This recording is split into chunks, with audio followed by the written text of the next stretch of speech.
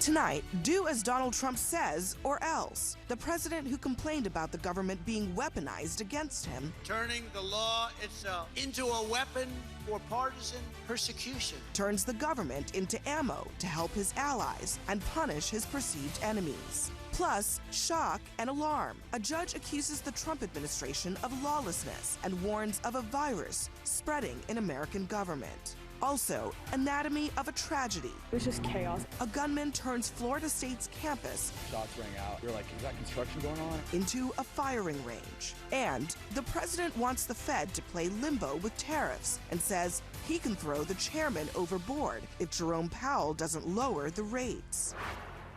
Live at the table, Ashley Allison, Scott Jennings, Batya Angar-Sargon, Jemele Hill, and Roy Wood Jr. Americans with different perspectives aren't talking to each other, but here they do.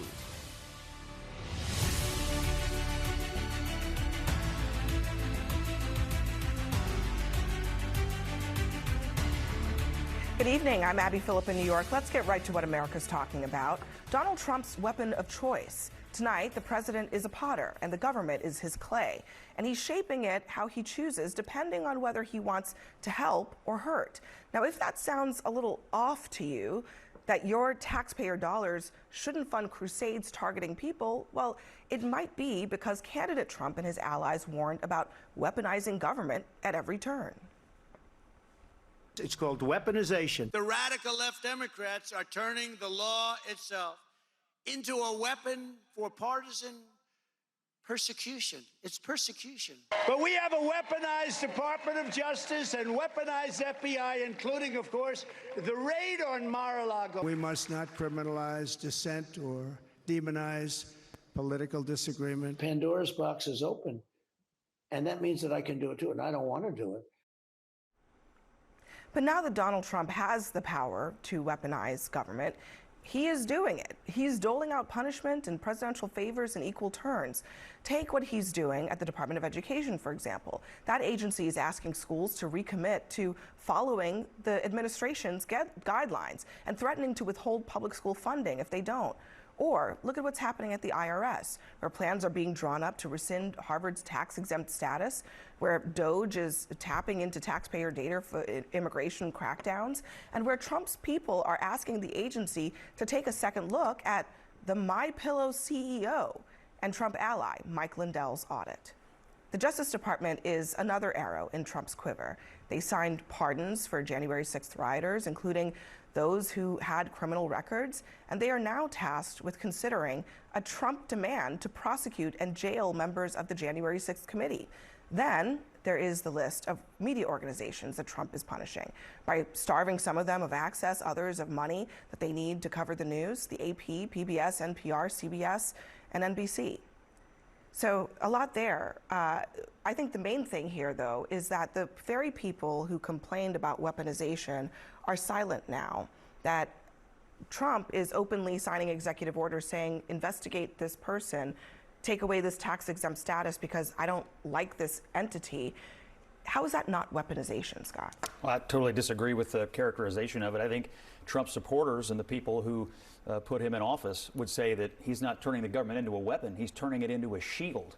He's shielding the American people from illegal immigration. He's shielding the American people from having their tax dollars used for ridiculous purposes. All of these things that you mentioned, you may call them weaponization, but a lot of people would say we need a shield against a lot of these bad actors and bad institutions. He didn't address any of the things that I actually did bring up. I mean, he's saying to American universities, you need to admit a certain number of conservatives. Yeah, I'll address the universities. Or you'll lose your tax-exempt status. He is saying that he signed an executive order in the White House saying, investigate 2 individuals who told the truth about the last election and criticized me publicly. That is weaponization. Regarding the universities, first of all, he's creating, I think, a shield for the Jewish students on campus who have been the victim of horrible anti-Semitism.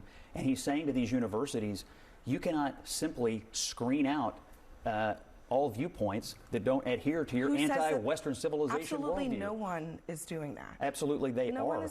No, they're not. Scott. What You and I have both been on college campuses recently. What evidence do you have that they're I've been on a college campus recently, and I can certainly use my eyes and ears. These are hotbeds of anti-American and anti-Western civilization activity, and everybody knows it. And there's no dissent on these campuses. Oh, so wait, now MAGA wants DEI. Everyone's afraid. Now they want to be included. Like, now they want affirmative action for them. Like, that's cool. So you admit that you want universities to exclude everyone with the radical left? No, because left. there's no proof that they're actually being excluded. Because if that, no, there isn't. 96% of contributions from Harvard faculty went to Democrats. What else you got? Okay, so you're talking about contribution. I'm talking about what people's political viewpoints are. Who is teaching people? So if they were such a weapon, I used to teach there. Believe me. Okay, so clearly you used to teach there, right? Yeah, I was treated like an exotic zoo animal. Trust me. Oh, I'm sure. The faculty is not conservative. Believe me. Oh, okay. So at Harvard, I just imagine all of these conservative politicians that go there. They go there because they don't feel welcome. They just go there to go there. If you're trying to come on here tonight and argue that Harvard is a hotbed of conservatism, I'm not. I'm just saying that they're not. So are we going to do the same thing at Baylor? Are we going to do the same thing at Liberty? Are we going to invite more liberal thought to those universities? I think if public universities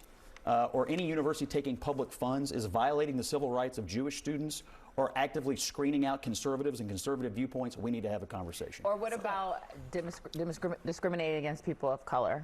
Can we keep because I agree that Jewish students should be safe. I agree with that.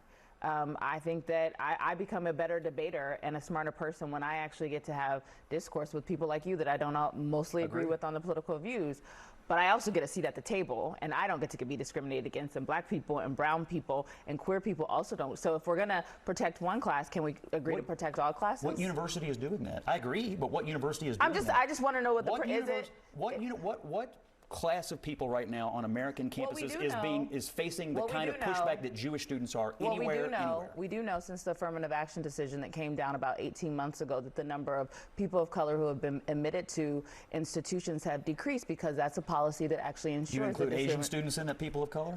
Yeah, their numbers are down too. Let me just, one of the reasons that I think this has become the topic du jour this week is because I think we've seen a lot of people who are normally pretty level-headed about this stuff raising the alarm. Let me play what Senator Lisa Murkowski, a Republican, said this week about her fear of what's going on now and of retaliation. We are all afraid. Okay.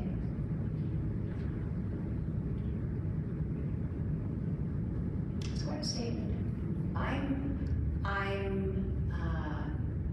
oftentimes very anxious myself about using my voice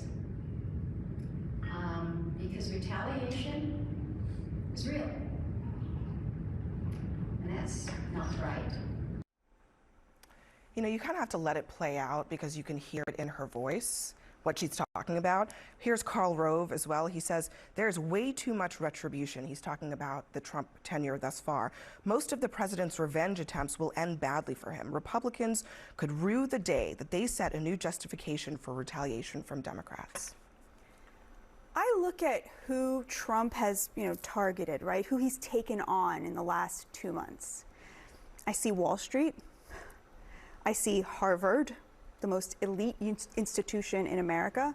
I see gangbangers, and I see a man who may or may not be part of MS-13, but whose wife has accused him multiple times of beating her up, including while she was holding her child. And I see those people as the enemies of Trump that he has successfully attacked. We just had the Passover Seder, and there's a song in Passover called Dayenu, which means it would have been enough. And that's kind of how I feel about this list.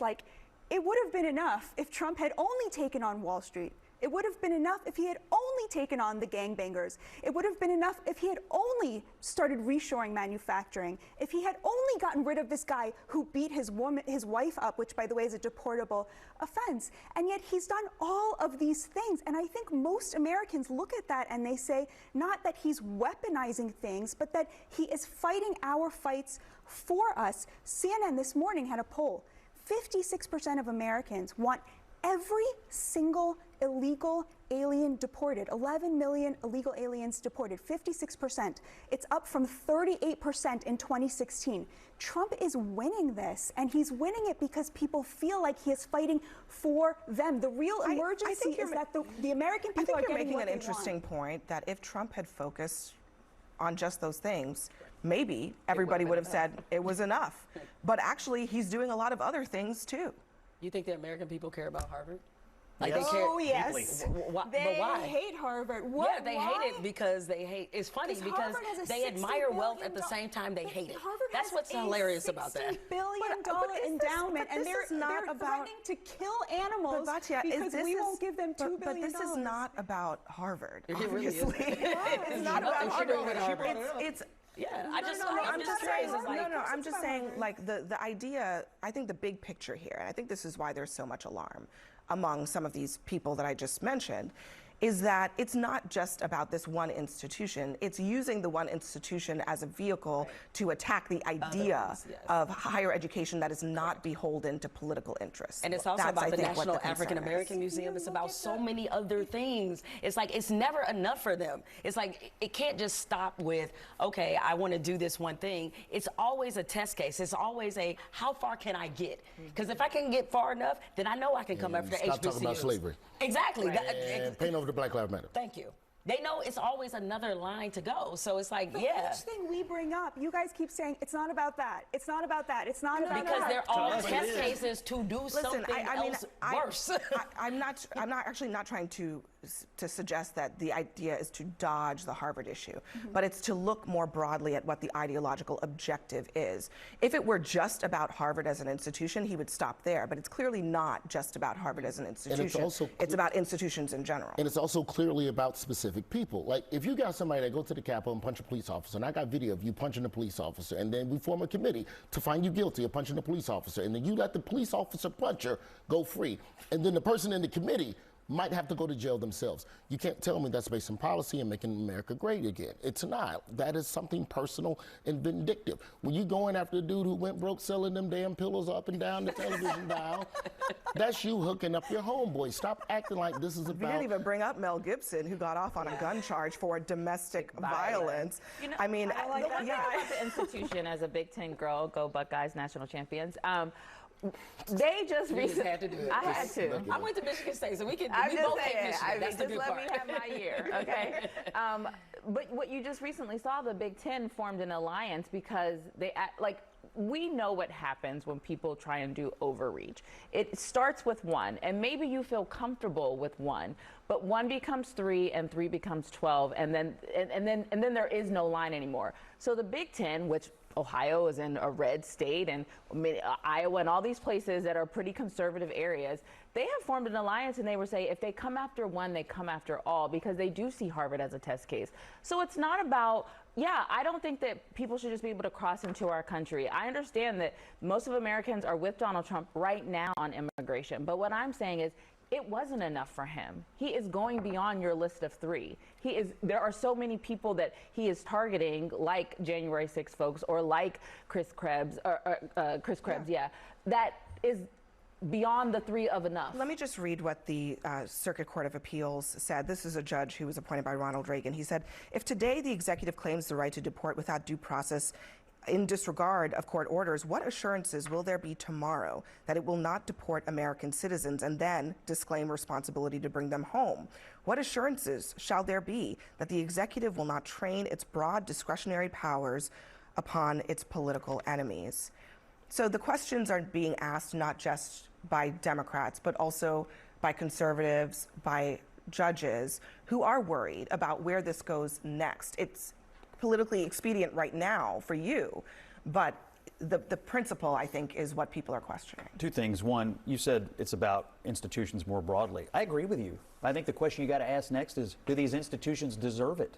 I mean, I think the reason that Americans have such low levels of trust in institutions right now is because no one has ever stopped to check them on why they've had falling trust levels in the first place. And Trump is coming along and asking uncomfortable questions about a number of institutions. Regarding this statement about due process, I just have a fundamental disagreement about the people who are claiming there's no due process in the case of Garcia. Even if you grant, and I do, that he did have a withholding not to go to El Salvador. He went to immigration courts twice. He had a deportation order. He was in the country illegally. This man has had due process, and if they bring him back, they're going to have to send them somewhere else. I just disagree with that statement. All right. Well, we have much more ahead. We're going to talk more about this ahead as the Trump administration takes on the judicial branch and just how much it can check and balance. Plus, breaking tonight, 2 are dead and 5 are injured in a mass shooting at Florida State University's campus. The suspect is apparently the son of a sheriff's deputy. We'll discuss that case next.